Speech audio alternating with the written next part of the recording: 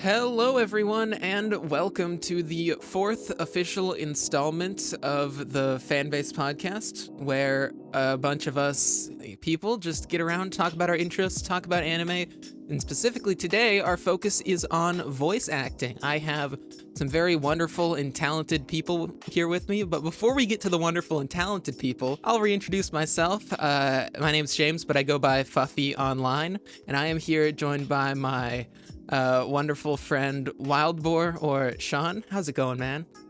It's going okay, and I love how you left me out of the talented people bracket, so thank you for that. Yeah, I feel like we'll be in our own little bubble, but that's okay. Let's face it, we are just riding the coattails of other people's success. No, we have our own talent, which is to pick out and find people with good quality microphones and amazing voices.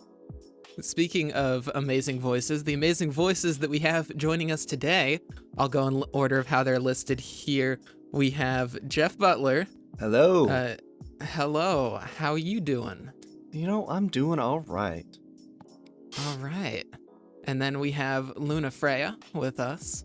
Hey, how's it going? It's going good. I mean, we're just sort of hanging out. I don't know, there's not much to talk about before I start firing questions at you all. And our final guest here is SamThiersch. Yo, what's Hello. good? What's good? All right, now before we get into anything important, I just want to ask. We have GeoffButler VA and SamThiersch VO. VA or VO? What's going on here? I mean, it really depends how cultured you are, really.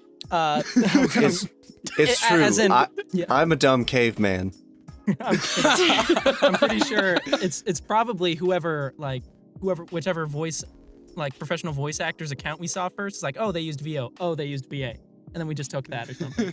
No, Which came first, the VA or the VO? It's actually a direct line to who makes more money. VOs make way more money because they do real gigs for commercials, and I scream into a microphone for free. Yeah.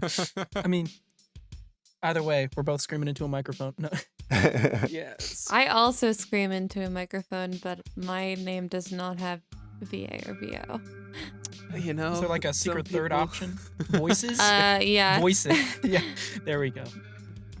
All right, so how did you all come to this point of screaming into a microphone? Anyone can jump in if they want. If there's a story of like you heard Dragon Ball Z and you just really wanted to scream like them, or however else you came across this. I guess I'll go first. Let's go. To me, it was a thing that I always wanted to do, but I didn't think. I viewed it as something that real people don't get to do, especially like in rural, bufu nowhere that I live in, especially not someone from here.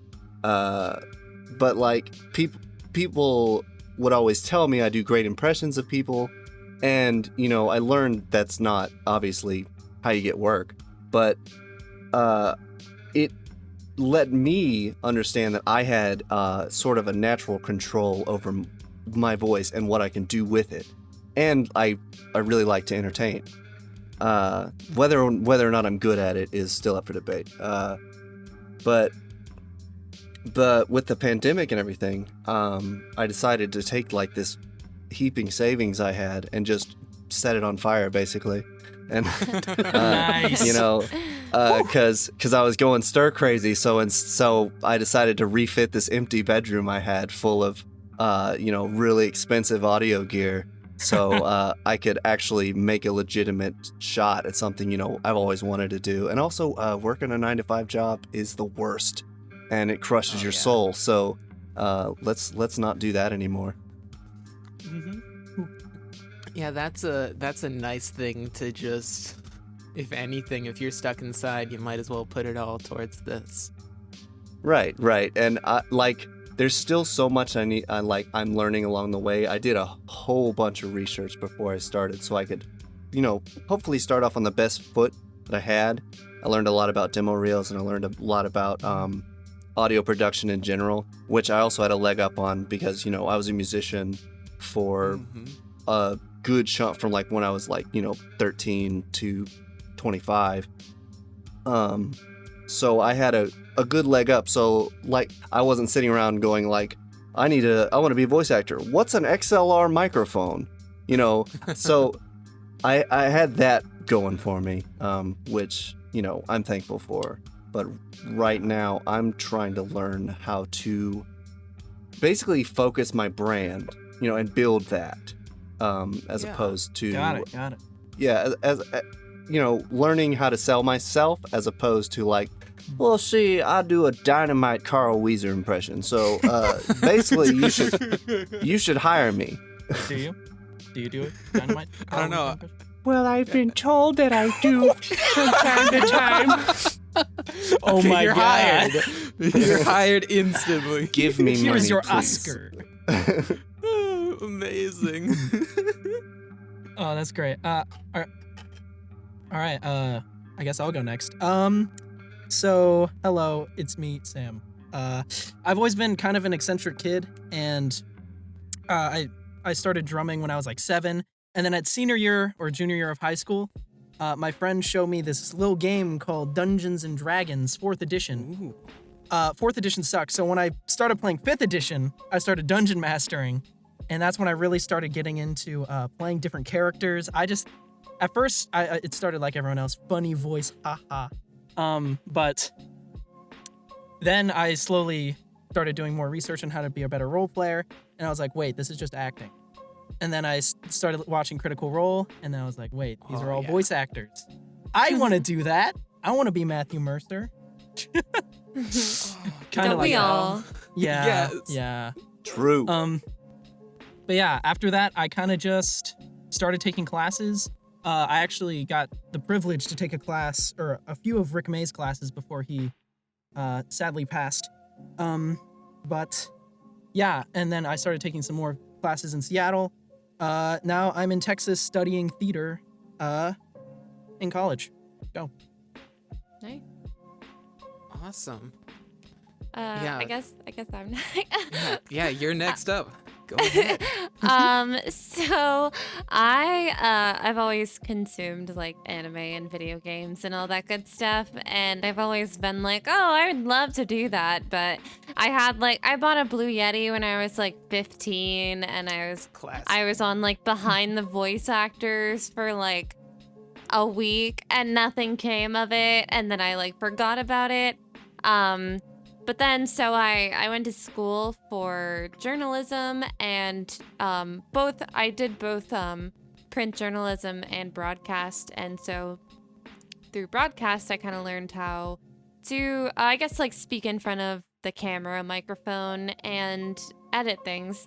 And so then the pandemic came around, and I graduated last May, which was like obviously around the time all of this started. And I graduated, and I lost my job because I was working at a restaurant, and I had to move back home because I couldn't afford rent in the middle of a city. So that sucked. And so I was basically sitting at home doing nothing, and I was watching like a live stream, Joe Zija's live streams, where he would play like Three Houses, and like if anyone doesn't know, he voices Claude in Fire Emblem Three Houses. Right, and he right. would I've heard play. of him. Yeah, he would play the game and like romance himself, and I was like, wow, what a cool thing to do. Totally recommend watching those live streams. They're really funny. But I was like, wow, that's the dream. I would love to be able to like play a game where I'm in it. So I dusted off the old Blue Yeti and made like a casting call club profile and started auditioning for things from there. And I was doing mostly like fan projects and stuff like that. And I kind of realized like, wow, I could do this as like a career.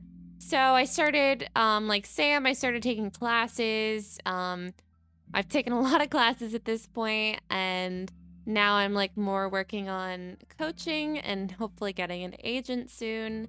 I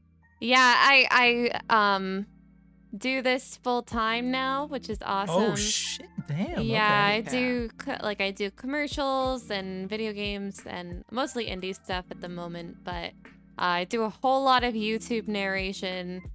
And nice. I'm working on an audiobook right now, my first audiobook, which is definitely gonna like could pay my rent for a month. But yeah, so hopefully I'll move out to LA whenever we have that vaccine ready and it's safe to do so. And yeah, see where I go from there. Hopefully I'll be live streaming me playing the next Fire Emblem someday and getting to romance myself. Nice. Woo. Oh yeah. man. Oh, that, I guess it's that seems like the goal there. The dream. Yeah. Working for it. Yep. And also, of course, voice acting Twitter's already simping over you now. So imagine that when you're in a game and they get to romance you. Just wait for that reaction. Simping over me. Well, I've seen the amount of likes that your tweets get. That's all I'm saying. Yeah, marketing is big. I don't know how my Twitter blew up as fast as it did, but yeah, marketing is definitely very important for the voice actor, I have to say. Yeah, I mean, yeah. you are killing it. Like, don't let it be understated. Like the fact that you jumped in like so fast and just like it's kind of like had like a meteoric almost, like just boom. I got all this work. I'm doing this full time. It's awesome. Oh, stop. I just put a lot of, I've been very grateful to have like some really great mentors and people that have helped me along the way. So I think I owe it all to those people that have helped me. Yeah. It's awesome to just like make those jumps.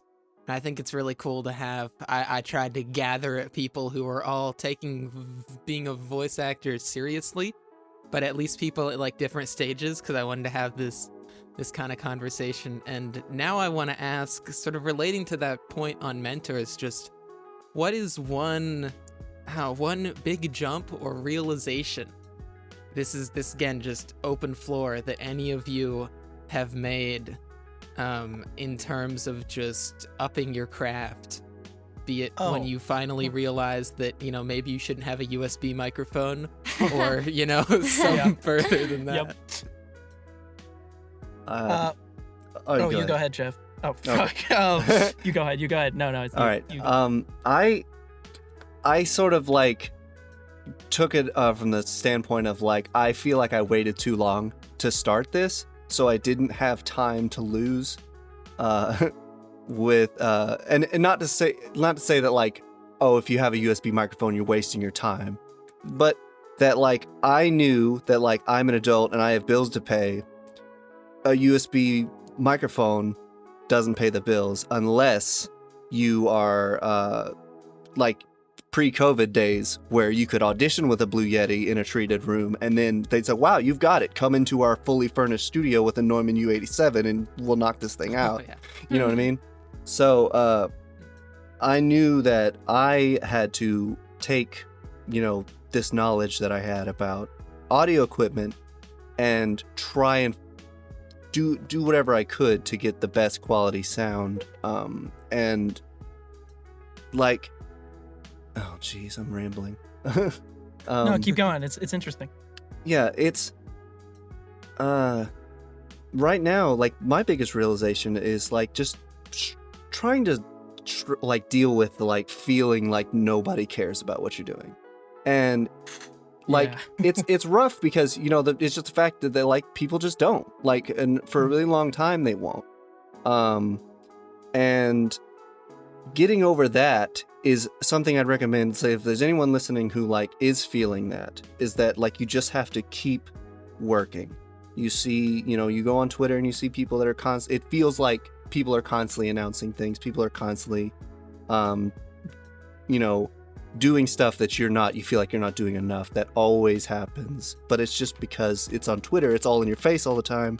You just need to refocus and keep doing the work. You have no idea how many auditions they did, but like until they got that one, you don't know how much time they have to do this work. It's just like I still work that full-time day job.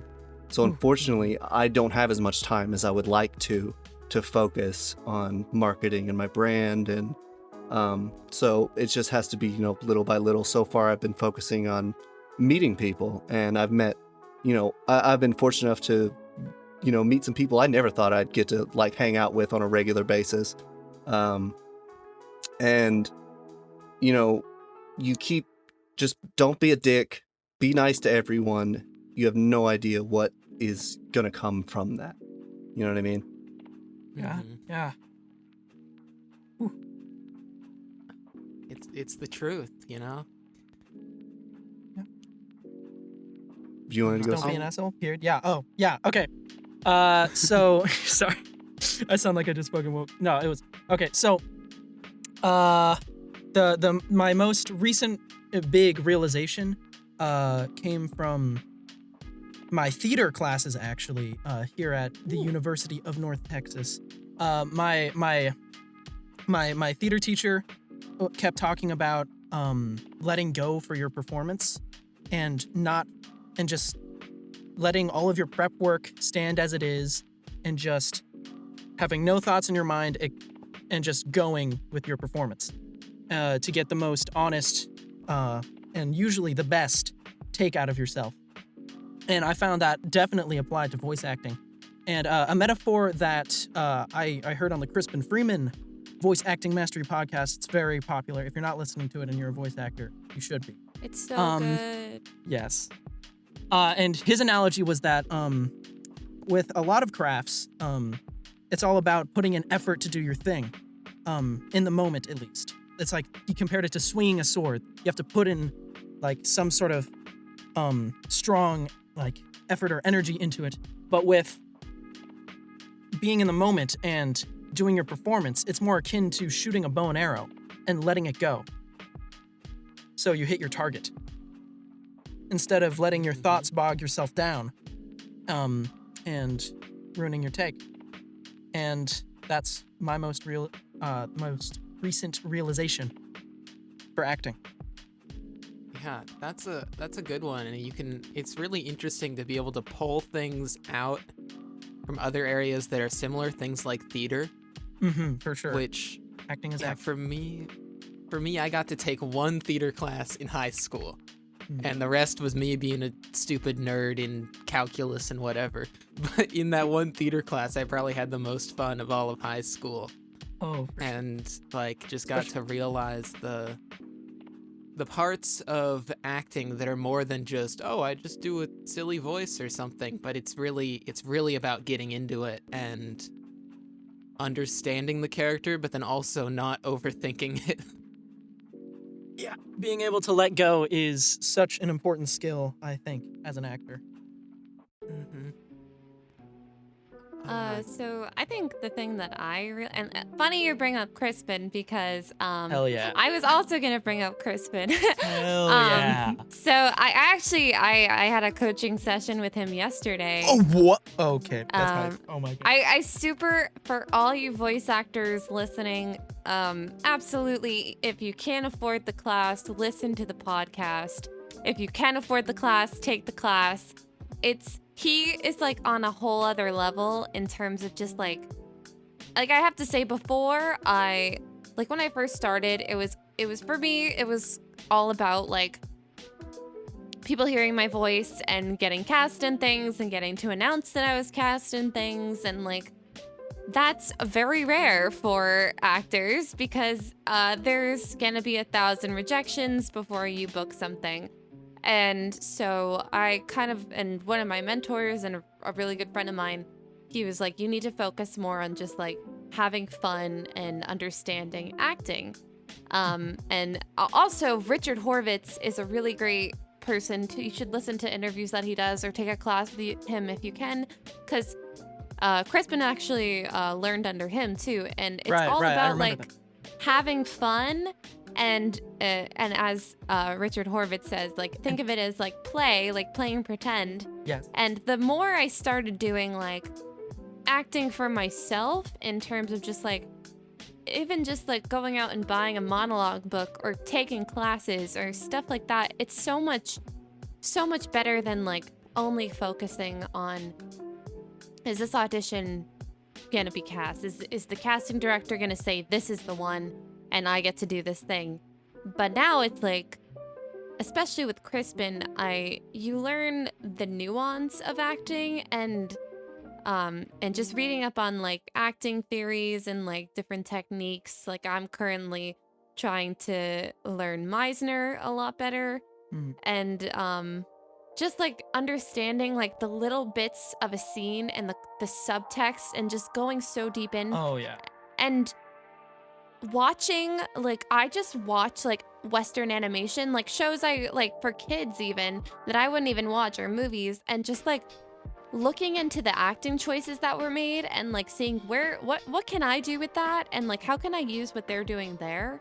And it's great. And it's like even movies where you like even movies like Frozen, because I was working on Frozen with Crispin, and it's like it's for kids, and kids aren't obviously going to understand the little subtext, but in between the lines that the actors are picking up, and the actors are just so masterful at their craft that they make it sound so authentic, and you just have to really appreciate.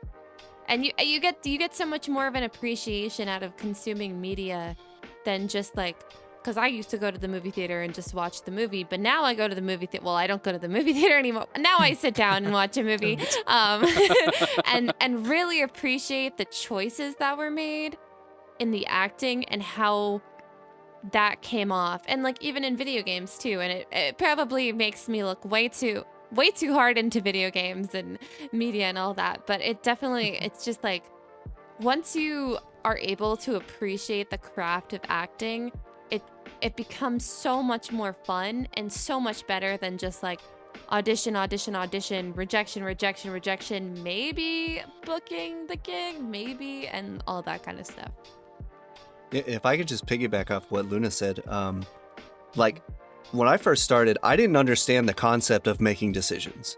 Like, you know, you get a side, you have a character, you're like, he's excitable, and you you read it like you would say it, like to match the emotions, and you don't, like, slowly I've been learning just the tiniest small ways that you can make decisions. Like, it could be as small as like, you know, like a sigh or like a break in laughter as you're saying the line. And all of those little nuances add up to a distinct character that you've created. And so it's less so about saying things how you would say it, but in a designated emotion like a tape recorder, and actually having that creative freedom.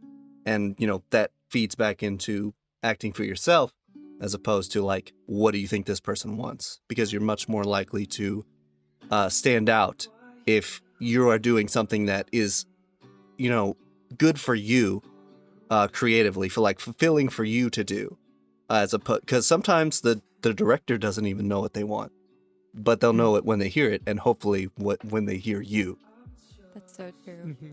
Going off of that too, like, it's those nuances are like what I've been taught, and what blew my mind when I was taught this is like, when you go to an audition and you get those sides, they give you so little. So you have to... True. Yes, they give you nothing. You have to, like, just use your imagination.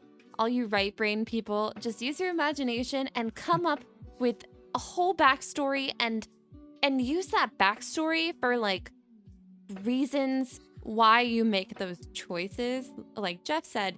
And it's like, I think I was listening to the audiobook for the voice acting book that Yuri Lowenthal and Tara Platt did. Oh, yeah. Voice over voice actor? Yes, absolutely recommend to everybody. That's a great book. If you have Audible, you can get it as your free book for Audible. That's what I did. Or get the actual print book. It's so fantastic. Every time I drive, I listen to it. And they're so good at, like, explaining things. But they kind of go into that, like, you can be given, like, just the most generic line possible. Like how someone are you? Could be like, would you like apples? And then you say, yes. But you can use some backstory and be like, pretend, oh, you are allergic to apples, so you could be like apprehensive about it, like, yes. Or you can be like, this person knows you've been craving apples for days. You can be like, fuck yeah, I do, or something like that. So it's so interesting how like use your mind to come up with like fill in those lines, and like Jeff said too, like the director doesn't always know. They know the general gist of what they want, but it's the pro actors that do go beyond, and that's where it becomes a good audition to like the booked audition, the person they go with. Because a lot of the times, the person cast isn't always the best actor. That's true. Yeah. You know, it could be something as minute as like, you know, this person sounds more like a blonde. To like, that's it. Like, to you know, cop Marissa Lenti. You know, that's something you'll notice from me as like still, I still consider myself very green because I'm, you know, in my first year still. A lot of my big quotes and wisdom are going to be stolen. Right. Me too. Yeah, I feel very green as well. Yeah, like About a year. you know, while I'm on track of stolen quotes, like the thing that got me to shape up and like really start focusing on building a brand was a podcast I listened to. It was June Yoon's podcast where he had Michael Schwalbe on, and Michael was like, "You're not selling necessarily you're selling the director peace of mind, so that they will know that they can go to you, you will provide quality, and then they can, you know, carry on with their project." And you know, stuff like that is huge. Like, you never know what, you know, at the time may seem like a dollar store quote will end up like really affecting you and sticking in your brain. Yeah, and to piggyback off that, another Crispin Freeman thing. I'm a big fan. Okay, it's a very similar He's concept. Yeah. So the concept of being a professional and giving the director peace of mind, right? So if you were to hire a plumber to fix your pipes, and he was like, yeah, I think I can do that. Instead of, no, I got this. I know what to do. Here. Boom, done. Yeah, which one are you going with? Yeah, like which are you going with, the plumber that knows his shit, or are you going with the plumber that thinks he can do it? Well, I need a 3/8 socket wrench for that job, but if you hire me, I'll go buy one. That's interesting that you say that about Crispin, because when I did coaching with him yesterday, and when I took the class with him originally, like you have to like obviously decide what you're trying to get out of your scene partner in a dialogue scene. Yeah, like what do you want? Yeah. And he'll ask you, what are you trying to get out of your scene partner? And like, it's obviously you're sitting in front of a screen with one of your like voice acting idols, or like one of the biggest voice actors out there. And so I'm nervous, and I was like, I mean, I think I'm trying, like, maybe I'm trying to do. He's like, no, like, what are you, like, you're not trying, you're not kind of, are you? And I'm like, yes, I am. Yeah, strong choices. Yes, so be firm in your choices. For sure. And speaking of choices, what do you guys define as a choice?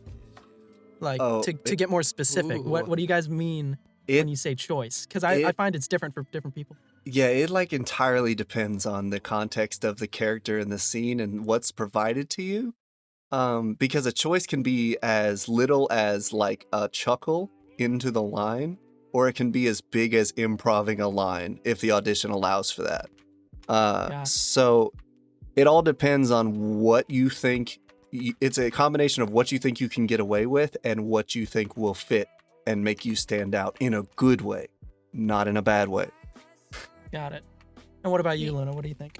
I definitely agree with that. It's like, I think you make the choices before you go into it sometimes, but sometimes on a whim you're making choices. Oh, yeah, for sure. But those choices can be like saying something differently because you know this about them. Like, for example, you could be like, oh, you're asking a question about this specific event, and you know the context that the person that you're talking to has PTSD of the event. So you can change how you're approaching to them, or you can change like your relationship. You know your relationship with this person is that either, oh, you you are romantic with them, or say you hate them, and you could be like, how you say it. And improv doesn't have to be just like adding a line or adding words or anything. Improv can be like saying something completely different than what the director originally intended or the writer originally intended when writing the script or deciding how everything was going to go. And like, you can make that choice, and it's always better, I think, to make an outrageous choice if you have the time and you have the takes for it, because you can get something so good and so noteworthy out of it, and like, you never would know if you just stick to like the bare bones of what you're supposed to be doing. If I can just ask a question on the back of that with regards to like, so you say about improving things in the script. Like, do you guys ever, like, when you look at audition sides, or if you go to everyone's favorite casting call place, casting call club, do you yes. ever like, go look at this line and go, you know what? I see what you're trying to do there, but listen to this, and you just add something completely different to the original thing they have written down. Oh yeah, I've done that. I actually got cast from that once. I'm not sure if it ever came to fruition, but in a Mirai Nikki Abridged, I came up with a stupid pun. Because I was playing like this high school jock character kind of guy. His name was like Kosaka or something, and he was there was supposed to be like a joke on how it takes place in Japan, but they're speaking English and they're in a math class. I think I came up with something. I was just in the booth and I said it. I was like, I'm turning that in. And it was just like something to do with like fucking, I don't even know what the fuck a Pythagorean is or something. And then I left that in, and then yeah, and that's how I got that role. Yeah. I just threw in a stupid pun, My and then my anxiety would never allow me to do that. Like, just, nope, that's the line. That's what they want me to say, so I will say that exactly. yeah. I think when you get to doing like pro level stuff, if you're in an audition, unless they're like, do whatever you want with this, you can add whatever you want, stick to the script. But obviously, like I said before, improv in terms of like doing something or saying something a completely opposite way of maybe how it would normally be said, and it can change the whole context to the scene, which can add depth to the characters and that kind of thing. And I guess maybe if you're like recording, you've already booked the job, you're already recording, and you're just having fun with the director, and you're like, you did your take, you got the take, but then maybe you could be like, hey, what if now that we got the take, let's just try this. Let's just try this and see what happens, and you might get something beautiful out of it. So that kind of thing. Yes. I don't remember who I heard this from, but I think it was from a webinar I went to.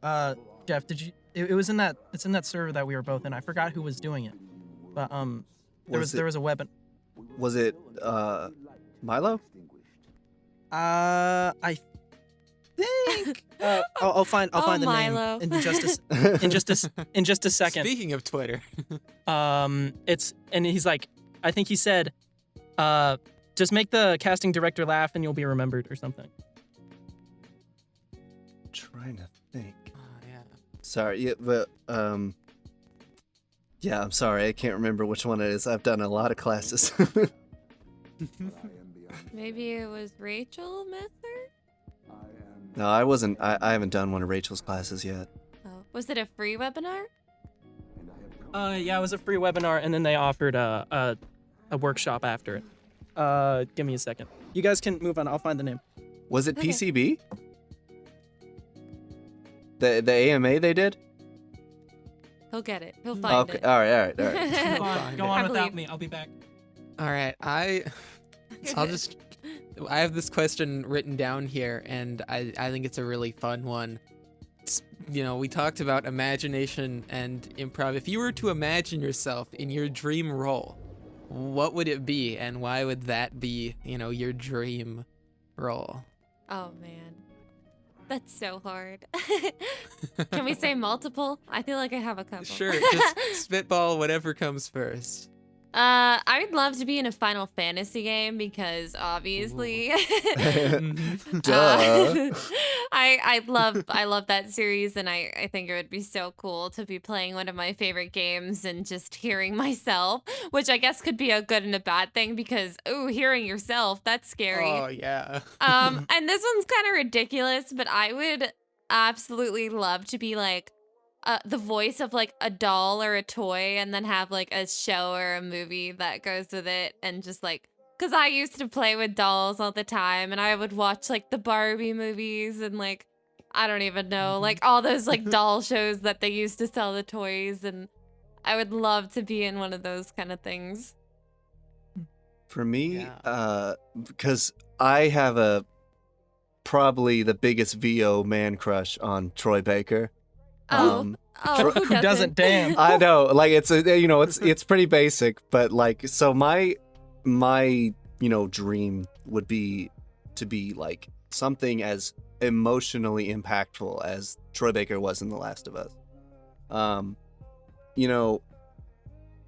Whether or not like I'll have the range or the skill to pull that off, we'll see how that goes down the road. I'm nowhere near there yet, obviously, but because The Last of Us had, like the first one, had such a strong resonance with me, and the fact that I can just show the first 20 minutes to anybody and they'll be crying, like that's power like I can't even imagine, like that I want to tap into, like to have that expression of emotion, that genuine ability to tell such a beautiful and depressing and like heartbreaking story. So that's what I want to do. Okay, I found the name, by the way. It was Chris Sabat. There was a free webinar that I saw of him. It was Yeah. the Chris Sabat seminar. I didn't. I saw the post Webinar. for that, but I did not get to do that because I had to go to work. Ah, damn. All right. I guess on to me then. Dream roll. Honestly, I kind of want to play. I hate to call it generic, but like, the generic anime protagonist where they're just like, they use their fucking willpower to crush people and just scream at the top of their lungs their ability names. I just find that shit so inspiring. Like, Don't Natsu, forget about the power of friendship. Oh yes. The Deus Ex Machina ability uncover. Yeah. I love that shit so much. It's so corny, but that would be a fucking dream come true. Just being in a booth, just having fun doing that shit. I can just do that on my own. I can just scream in a closet on my own, but getting paid for it, that's a step up. Oh yeah. I'd have to say like my dream role would be like being the lead in a romance. Specifically a romance anime. Yes. Yeah. Harem? Just because You want a harem? as yeah, as the like as someone of a let's just say that I eat a lot, and I'll leave it at that. But I'm as someone like who never really got the attention of girls, and I went to an all boys school, which I missed out on that whole aspect like that you see in these type of shows, the whole letter in the locker and like going on out dates as teens, and so I'd like to be able to live vicariously through voice acting and just have all those like over the top emotional moments where they're like I just want to say I really like you, and Damn, that that would was be my actually- dream ooh. role. Yeah. I like And that. That's good. that's gonna We're all hopeless mess with the romantics recording. here. yeah. The lover Yeah. archetype. Yes. Yeah. Oh, to be in a romance, the slow burn romance anime. Oh man. I don't know. I prefer to That- play the best friend character. That sounds more fun. Yeah. Just like cock blocking the main character at every corner. It's true. I would probably be a Ryuji foil. Like that would be what I would get cast as, if anything. Oh my. Oh man. I mean, that would just be my look, like life imitating art, like art imitating life, cock blocking the thing that I'd be voicing into. Oh yeah, that's. I just want to one thing. I'm gonna jump in and say that with all the fan projects that I've been working on now, they're all like comedy based, and even some of them like a comic dub or something is fun, but none of it is that serious tone that I think is so fun to try and voice. And just getting over to that, I think that would be something really cool. But that being said, I spend all my time editing anime shit posts. Oh. But that's because I spend a lot of time on the editing side of that. And speaking of that, segue. I want to slot in a topic here and talk about the editing side. I'm pretty sure all of you use Adobe Audition, right? Yep. True. Yes. Yes, sir. Okay. Yeah. So how is it when you start looking at all this software, and how is it now being, I guess, experienced? I don't know how into the audio editing side of things you each are. I press my funny buttons to make my voice sound good. I have mental breakdowns at 3 a.m. and then spend all my money on plugins. True. I'm still learning stuff constantly, and I'll listen back to stuff I made like as little as 2 months ago, and I'm just like, what was I thinking? This sounds like shit. Normalize your audio, kids. Like -3. or like -3. Do it. I thought, like, I used to think a compressor, right? I was like, a good compressor is when you compress it all down to its level. And Everything is -3. I did that shit too. Oh So- my god. So, like, it just, nothing I did sounded human for like 2 months. It just. Oh my god. Fuck. That's so okay. I think everyone's been there or will be there eventually. We're like, oh, compression. Oh, -3. Oh. Mouth declick will save your life. Oh, for sure. Rude. I sometimes manually do it. Just like I find the little funny colored lines in the. I'm not sure what it's called in Adobe Audition. It's just kind of fun to just like get rid of. Yeah. You gotta go in real deep for those. Yeah. Gotta go into Little the paintbrush. frequency view and. Oh yeah. Oh yeah. Yeah, the frequency. Oh, dude, when Oh. I had a friend show me how to get rid of sibilants in the spectrogram, I was like, I'm sorry, you've just been letting me like sound like an evil snake through everything. Like this is. Wait, how do I get rid of Ladies, sibilants? DS your audio. Oh gosh, I mean, yeah. my microphone, like I have the Lewitt LCT 540 Sub-Zero, right? And it is outrageously sibilant. If someone who is better at EQ than I could get it to sound comparable to a TLM 103, that's why I got it. But I am not that person. Well, I'll say I have the TLM 103, and boy, is that baby ready to pick up everything. True. It is very simple. Even my pop filter doesn't save it sometimes. Ooh, like Yeah. explosives and shit. Yeah, I have. Look, I don't even know how this happens. I must be moving my head around without noticing it. But like, I will pop peas when I have a pop filter on and I am speaking off axis. Like it defies all logic and reason that I am God. getting plosives, and it still happens. It's like Yeah. turn your head away real quick.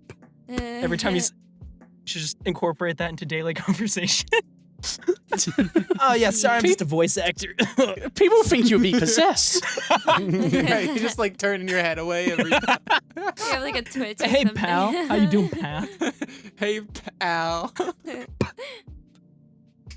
Oh Screw my God. It's like- plosives. Me and my homies hate plosives. All my homies hate Exactly. plosives. All my homies. This post was screw made those by plosives. voice acting gang. Can't have shit in this booth. It's like you rock up at like a bank or something, you know, where they have those screens and like they have like the mics which they use, and you know, you're like, hey, where's your pop filter? Yeah. You know? Like, can we get another take of that? Yeah. I need to deposit this check. Oh wait, can we get another take? I wasn't feeling that one. Yeah. So I didn't hear the mundanity of your day in that telling me to go fuck myself. So can we have that again, please? Oh my gosh. All right. Then I guess connected to pop filters and stuff. and I just happens to be the next thing on my list of topics is about setups. Oh, And just how has it been for you all making your setup? How's the gradual upgrade process been?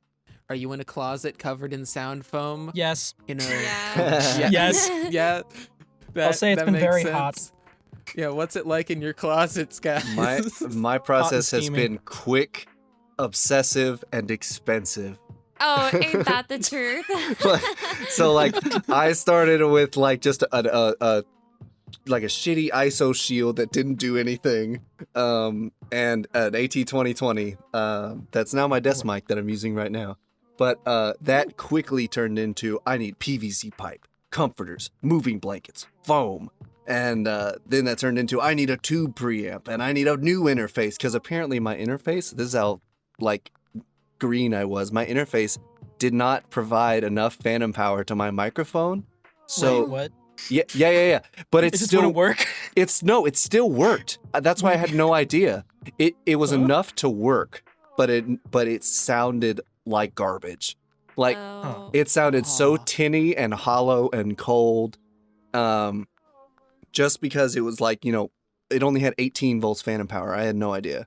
Checking my Um, interface. What? Right now. Yeah, I thought 48 That's was. I weird. thought 48 volts Oh, was 48, the standard okay. on everything. 48 is the standard. 18 volt.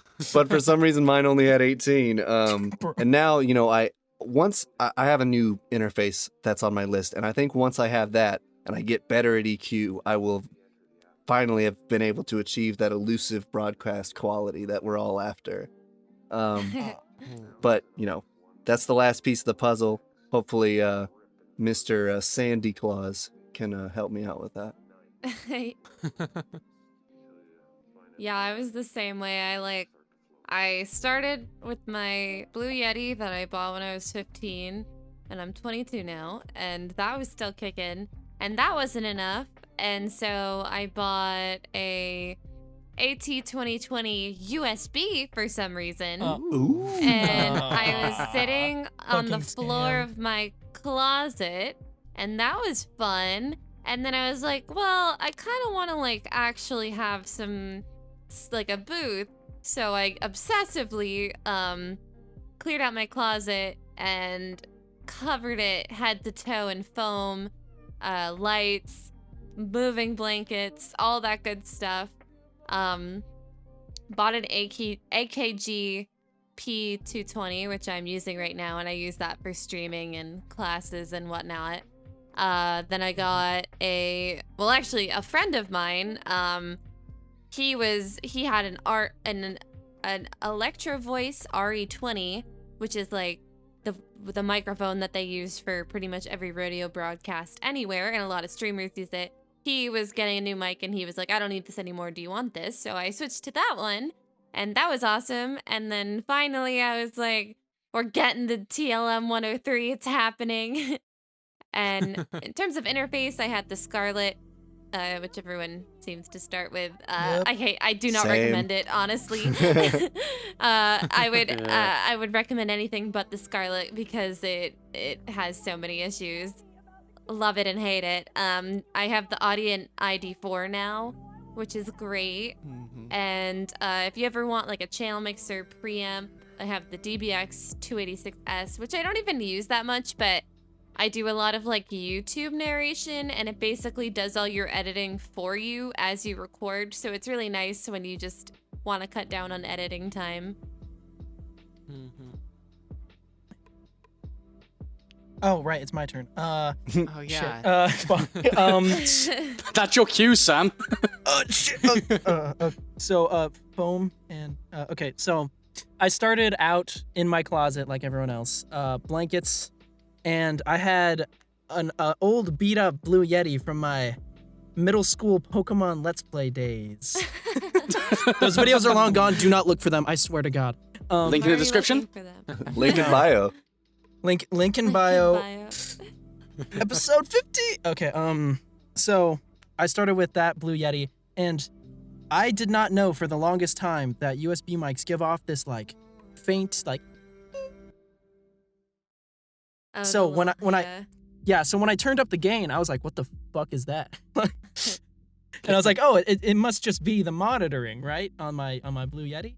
And then I tried editing the audio. I was like, oh shit, nope, I just have a USB. And then I upgraded. And then I upgraded to the AT2020. I'm guilty of getting a Scarlett Solo. In fact, I'm still on the AT2020 Scarlett Solo setup. I recently got one of my voiceover coaches recommended a Rode NTG5.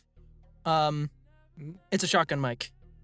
And I tried yelling into it, and I immediately peaked it on the lowest settings. So Oh yeah. I have to stick with the AT2020 for a lot of my stuff, sadly.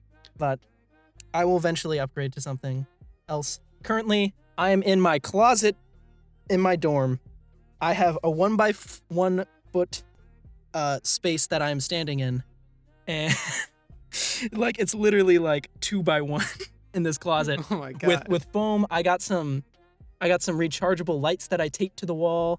Everything is very, very makeshift and hot and steamy. Ain't nothing wrong with that. You know, Yes, sir. I relate to that in every aspect except for the fact that I'm now back at home, and my parents have decided that instead of heating the entire house, because there's a big house, and when I was gone there was just both of them in there and that's it, they decided no, we'll just use a space heater for the kitchen and then for the bedroom, and then everything else is freezing cold. So It's very cold here. However, I have a bunch of fiberglass panels that I built a while ago to go on my walls, arranged like a card house with a blanket on top and a blanket for the door, and I crawl Oh inside my of it. god, that's so hype. I made this like I put it together like 2 days ago when I got back home, and it sounds a lot better than my dorm with a blanket over my head, but it's very uncomfortable. Okay, wait, how tall are these like fiberglass panels? They're just like 3 feet, 4 feet. Oh, so I wait, what really the- have to crawl. Like I'm gonna make something eventually. Damn, I thought I had a bed. Oh. Man. I mean, my setup is pretty ghetto.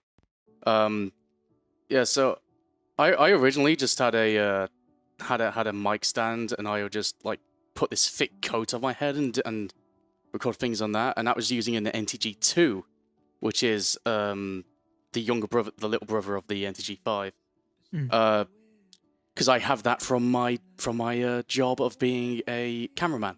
I digress. But then I was like, actually, all these Americans, they have closets. British houses don't have closets. Wait, what? So I just got my wardrobe, which is it's just a cabinet essentially, and I just opened it up and I just draped clothes on the doors of it and put pillows on top of the doors and wedged them there.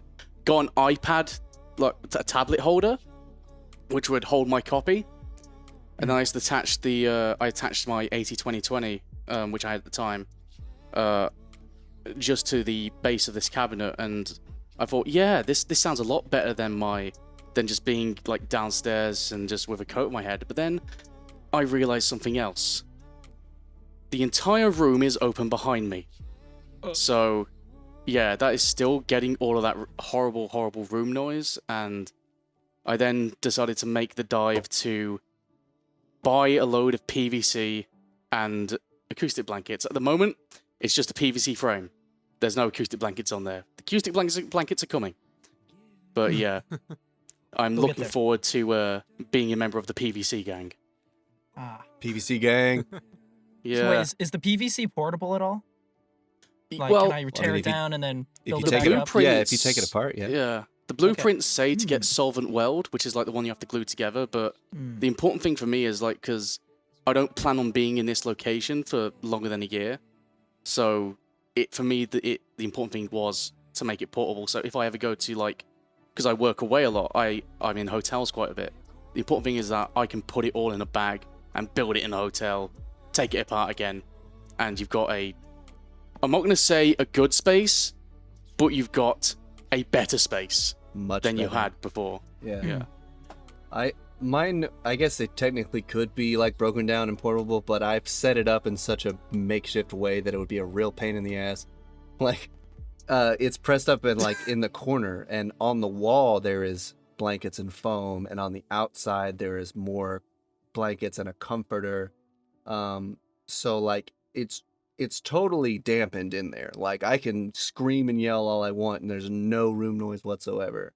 But if I wanted to break all that down, I'd be missing half of the walls, and it's not happening for me.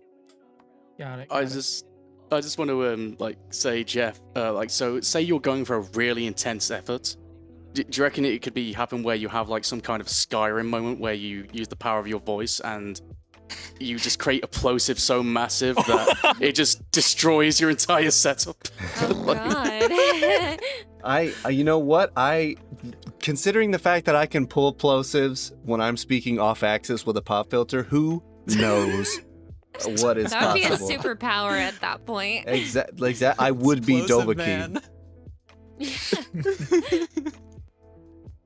Elder Scrolls 6 coming out featuring Jeff. Oh God, I wish. I don't even care that Bethesda, like no one likes Bethesda anymore. I'll be in your game, Bethesda. Give me the Dovahkiin books. Oh man. Whew. All right. Back to the serious-ish side. We're actors. It's not Serious actor. Super serious.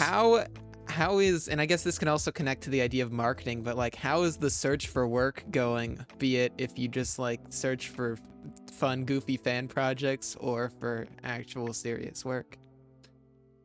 Well, like when I made like a conscious decision to really focus on things I could start building a resume with, because doing fan stuff, you just don't like it's very fun, it's good practice, but if you were to send a resume full of fan work to an agent, they will throw it in the trash and probably laugh at you to their friends. It's like having a demo reel of impressions. Yeah. Like, oh no, I unironically saw a demo reel, quote unquote, one time that was 7.5 minutes of Sonic impressions. Oh my! How do they not God. get the job? Yeah, that sounds so good. Please hire me. It was It's just Sonic. It was on YouTube. But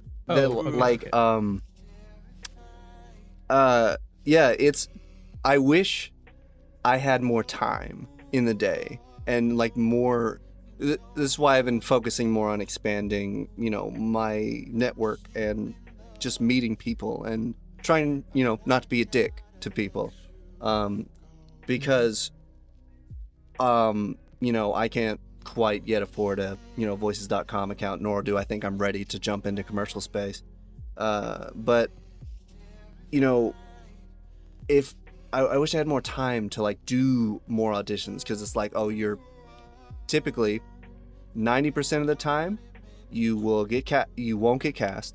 5% of the time you'll get cast and it won't get made, and then the other 5% of the time you'll get cast and it get made, and that's like a very good average. So like I'm currently dealing with a lot of the 5% of the time you get cast and it doesn't get made. And it's frustrating because you're like, oh wow, I shifted this paid work, I got cast in this paid work, and then you join the Discord server and it's quiet, nobody's talking, and nothing's getting done, and then like out of nowhere someone will come on and just be like, hey, I'm deleting this server, it's like a life problems going on, and life happens to everyone. Sure, it sucks, but it is frustrating when you're in that phase and still kind of waiting for that, like you get cast, it gets made, you slap it on your resume and you move on to the next thing, Right.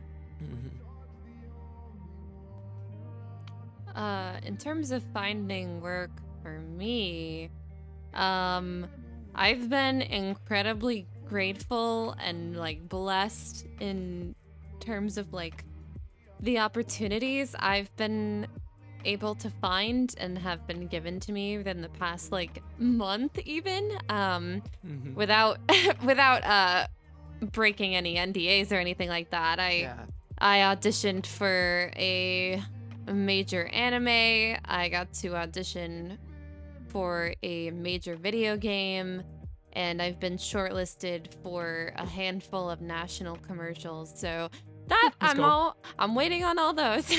But it's a lot of fun. Definitely I would recommend direct marketing, and if you don't already do that, because just building up a client base and networking with people and getting your name out there is so important. And like, you have no idea like how many people will just be like, oh yeah, like we have a spot for you, or like 90% of the time they won't, but sometimes they will have a spot for you. So and just like make friends with people, but obviously don't have your friendships just be based on voice acting and what they can give you, because that's not a true friendship. But build those relationships, because sometimes people, and I've done this for my friends and my friends have done this for me, where it's like, hey, like I have this giant audition, I know you would be perfect for it, so I just recommended you, and that kind of thing. So networking and marketing are big. Mm-hmm. Right. Yeah, I'm currently in kind of a time right now where I'm focusing on purely improving my craft as an actor rather than marketing. It's kind of a poor excuse, but I also don't I happen to not like social media. Like it just makes me feel bad about myself. So I'm like, okay, turn off the Twitter, Instagram, everything. So yeah, I just have that off, and I'm just taking my time right now to just get really good at acting, and whether that means doing more theater stuff, on camera stuff, whatever. I'll figure it out, and maybe I come back. Voice acting marketing time. Yeah. We've been able to get someone who's just honing the craft, someone who's starting to market, and someone who's been on that marketing grind, and as Sean said, is the like ultimate figure of voice acting Twitter. We're talking about Jeff, right? Yeah. Okay. Okay. I was like, wait. Okay. We have all these talented people. All right, let me look through. I gotta dive into my Ooh, wait. This question just jumped out to me. Social Security number. So there was one that was like tips and advice, but we've been giving that out this whole time. How about Project Horror Stories? Oh. There's gotta be some bad ones, and not just like Discord servers that disappear. Those are the nice ones. They go away quietly. Also, like, if you can't name people, don't. But if you can, please. He's a cynical British person. If they're a so toxic piece of shit, you go ahead and you blast that out there, right? Oh man, I don't know. Let me think. Yeah, most of mine are just the nice ones, where the Discord server just fades off into that cold blue night. Yeah. Yeah. Yeah. Same with me. Oh, sorry. Oh, sorry. No, you go ahead. I was gonna talk about a project that wasn't voice actor related. You go first. Oh, sure. I guess like the worst I've experienced is like maybe some one time like I don't even know. I've been lucky. I haven't really had any big horror stories. I guess like sometimes I've worked with people that just were not professional in what they were saying to me, which can be uncomfortable. And like it's important for people to know their boundaries when it comes to being like working together. So I guess that's the worst that I've experienced, but for the most part, I've been good experiences all around. Okay. Yeah, it's good that it's a majority of positivity, but there is definitely on the internet, but especially in something where we have to work so directly with people as voice acting. Yeah. Yeah, I think a good rule of thumb is, for me at least, on Casting Call Club, I blacklist gotcha and Minecraft roleplay. Oh, I guess sure. If you want to bring up gotcha, then I've got plenty of those. You got stories. us. Oh Okay. gosh, yeah. All of thing mine is- fade off, or I leave. I'm just like, I'm sorry, I can't. Yeah, I've sworn. I made the mistake of doing like 2 of them, and I've sworn them off. Oh forever. my god. Do you get messages sometimes from like a gotcha thing that you did months or maybe even close to a year ago. Like, yeah, we really like. Can you do this project? And like, yeah, that you're the reason it's why always I like put a price on my work now. messages where it's like, we have this original animation, and you're like, Oh yeah. God, that's that old we got chestnut. it." And they're like, yeah, here it is, and it's a gotcha, and I'm like, no, thank you, It no truly thanks. is a gotcha. Oh my God. They gotcha. It's Gotcha. funny They you should gotcha, say that. yeah. I mean, if Because- they're paying. Fuffy, what Fuffy does is he is the reaper of gacha projects. So Wait, what he does that does, he goes around, because let's face it, gacha is mostly the younger, the ones that put aspiring in their their title, aspiring VA. Yeah. Whereas I think like the older, more experienced ones, they drop that. Even if they're not being like professional, they still drop the aspiring, because they are voice actors. They're just not getting the work. Anyone with but, aspiring yeah. should drop it. Like, I don't care. I don't care what level you're at. You are a voice actor. Stop playing around. Yeah, exactly. Oh, yeah.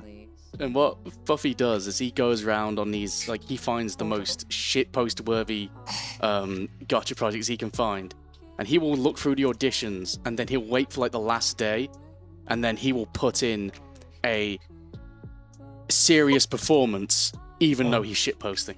And he and 9 times out of I have 10 a rule he for gets the those. role. Is that Only if they're really edgy. The only one that I've really done that for was like a werewolf bad guy character, and I was like, this is not my voice at all, but it sounds hilarious. reverse Got troll him. them by And getting cast in their project? Other than that, I just save like really, really terrible ones to do dramatic readings of the synopsises, because they're so ridiculous. Oh my goodness. 10,000 years ago, the fairies lived in harmony, but now they must eat the hearts of the humans in order to survive after the nuclear bombs dropped on Tokyo. War never changes. I'd watch So that show. ridiculous. Hey, it sounds like an anime that most of us would be tricked into watching, but you know what? Just At least slap it's the not isekai gacha that genre on it. Hell yeah. Transport them to another world with their smartphone, mom, powerful shield. I don't know. I guess that's something like on Casting Call Club, because it is the nursery for voice actors, isn't it? It's the breeding ground. It's where everyone goes. But the problem that I found like a lot is that I'd just be trawling through it and I'd be looking through it and I'm like, and I don't have particularly high standards when it comes to projects, but I'm just like, there's just nothing that's catching my eye, and I guess that's important for, like, you have to be invested in something, don't you, emotionally, or like interested. Sorry, could you repeat that? I'm not sure what you meant by that. Oh my god, I forgot what I said there. I think what you were sort of meaning is like, Yeah. whenever you go for a project, you have to be some kind of invested or interested in the project. Oh yeah, for sure. Yeah. Whether that. Yeah. Go ahead. Oh yeah, I was just gonna say, yeah, it's just hard to get a genuine performance if you're starting from no genuinity going into the audition. We're just like, I mean, it's there, and it's not gotcha or Minecraft roleplay. Young adult, I can do this, and then you burn out. No, I'm kidding. Most. All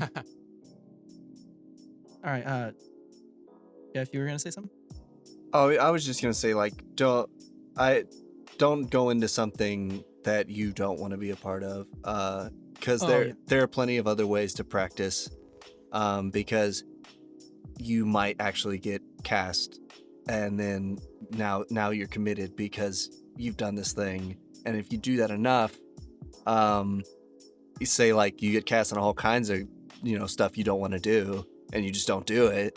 You never know what kind of potential networking you could lose out on from doing that, because you'll get a reputation of the person that gets cast and then just doesn't do the work. So you don't want that. You don't want that at all.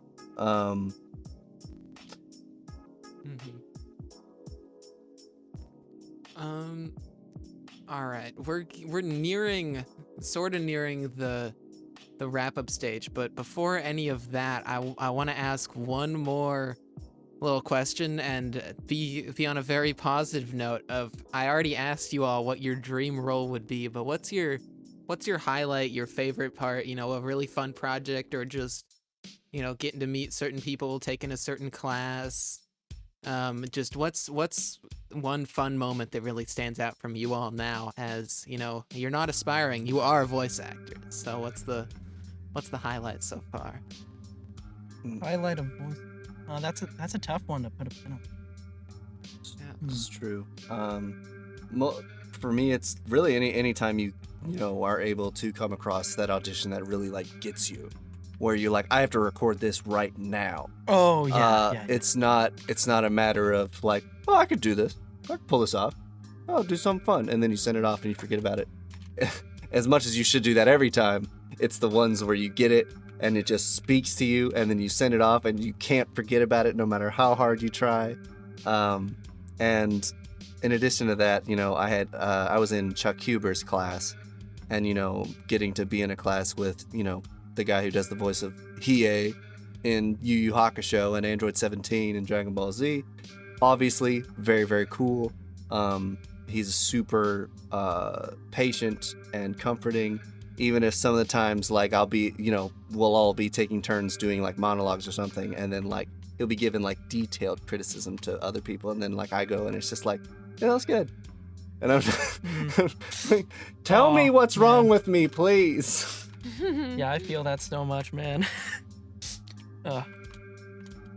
Speaking of Chuck Huber, he now, runs this not so secret competition of Now Voice This, and I know that some of you were involved in that, and do you see that as a good bit of fun and a good idea, and something that people looking to get into voice acting should definitely get involved with? Absolutely. Oh my gosh, yes. I love it. Getting to make like these, however, whatever the time limit is, because I like to fully construct, audio, full with sound design and sound effects and music and stuff. That is so much fun to me.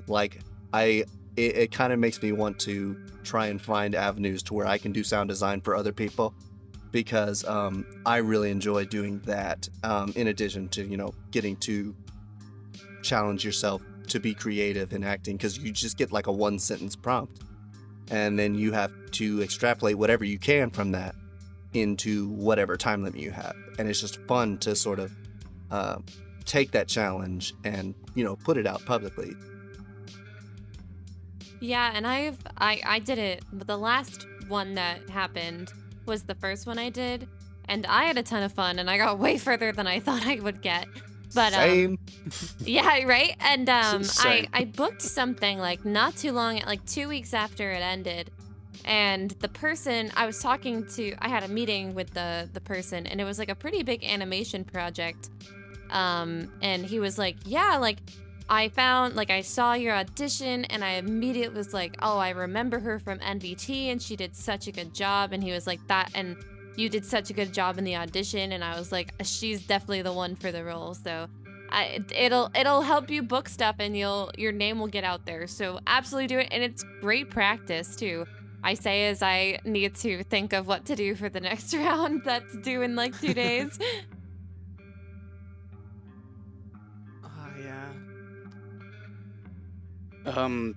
Sorry, Sam. Are you involved with it this year? No, this I time was. around, or- I always see it, and I'm like, oh, that looks cool. And then something inevitably pops up. I think one of the first ones when I first saw it, I think I was involved in my high school's musical, and I was like, I should really be focusing on on this musical and learning how to sing. And then this time around, it was just starting up college, and I was like, okay. I swear I will eventually do it though. When is the next one? I'm not sure yet. It's currently It just on started, MVT 7. yeah. Damn. So it'll probably be in a couple months. Okay, I'll look out They for happen every few months, yeah. Luna, there is something else which you've done, and it's probably one of the reasons why you've blown so much on Twitter, and that is your 18 plus. And I need to say, it's not an NSFW 18 plus, but it's just a 18 plus Discord server for voice Right. actors and editors and audio engineers and the like. And like, do you want to talk about like the community that you've built up there? Oh yeah, I mean, honestly, I created that server because I had a terrible experience with a gacha thing, and I was like, I do not want to be Gotcha. on Discord with a bunch of 13-year-olds because I'm 22. So I was like, I'm gonna make a server for people that are only 18 plus, and like we don't do anything not safe for work. We're just a bunch of adults, living it up. But I created it for that reason, and I have to do I was planning to do a big cleanup of the server and try and revamp it. But I've been taking a marketing class with Rachel Messer, and it's really important to create a base on Discord for yourself specifically. And obviously I would never make that server into about me, but it's good to have a group in a server that you run and have a server that's basically about the stuff that you're doing, just as a good marketing tool. Mm-hmm. And how do you check if they're 18? Like, show me your driver's license. It's an honor system. I think for the most part, everyone there is 18, and if I find out that anyone isn't, or my mods do, then we kindly ask them to leave, but we haven't run into that, and I don't think anyone under 18 is really looking to hang out with a bunch of old people, so... Okay, Fundamuffin. Fundamuffin is not 18. That's a joke. He is. He's fine anyway. I like to put in at least one ribbon episode for him. Yeah, you always make fun of the poor guy, and it's because you're both just always going at each other. All right.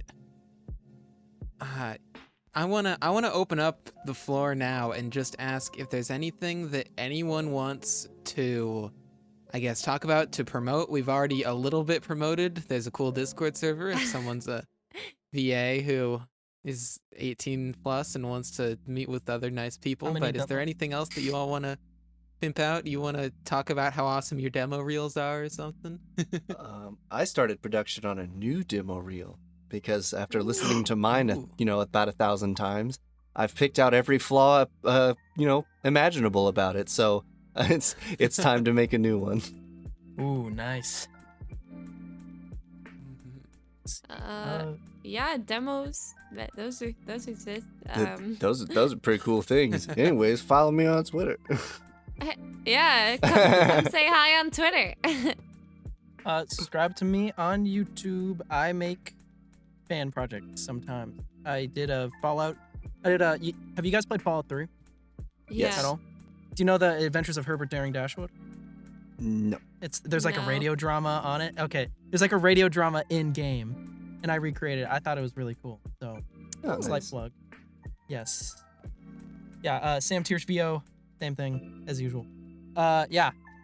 That's about it. I make of course, we excellent will- PogChamp memes.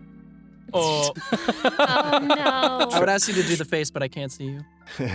I just did one as Vegeta, but now because I've been requested by LC Lovelock to do a Carl Weezer. So I can do Scout. we'll see. Can you give us a little Hey. sample, Hog? Oh, I guess you are my little PogChamp. Oh my god. Okay, I'm gonna see if I can do it with the Scout. Hey, I guess you are my little pog champ. Whoa. We had Scout for doing Carl Weezer together. Hey, Carl, you are my little pog champ. Fuck. Got a bucket of Amazing. chicken. Of course, all of you are involved with FanBase as well, because that's how we got you yes. here. The fan base. And Yes. we'll be able to hear your extremely good talents. We've already heard Jeff as the guide, but we will soon be hearing from Sam and Luna in their characters as Ooh. well. That'll be a fun Oh one. yeah, funny thing. Me and Jeff were actually up for the same role at that time. It was really, yeah, that was cool. I Yeah. like that. Oh, I actually recognized we reached out to you for the thing that we did because I remembered your audition from before. Damn. So even if you Thank don't you. book the audition, kids, you Oh, yes. still might get a role. Always that happened audition. with me too. I didn't book the audition that I auditioned for FanBase, but I somehow got involved. Nice. And you Alright also then. played Girl Wad as well. Girl- in yep. TGF episode 2. My biggest role yet. Yeah. Oh man. All right. Well, I'll go ahead and wrap up this show here. It's been wonderful talking to you all. You'll be able to find, whatever they want. We'll link it in the description of this one. It's a video. We'll have a full-on description on the podcast platforms. And thank you all very much for listening. And thank you so much to GeoffButler, Lunafreya, SamThiersch for all coming on. I've been Fuffy, your host. You can always find all the FanBase stuff. All the links, there should be a link wherever the additional info is, wherever you're listening to this podcast. And yeah, you can hear from us in the next one. Thanks, and bye-bye. See ya. Bye. Bye bye. Woo! This closet is so hot.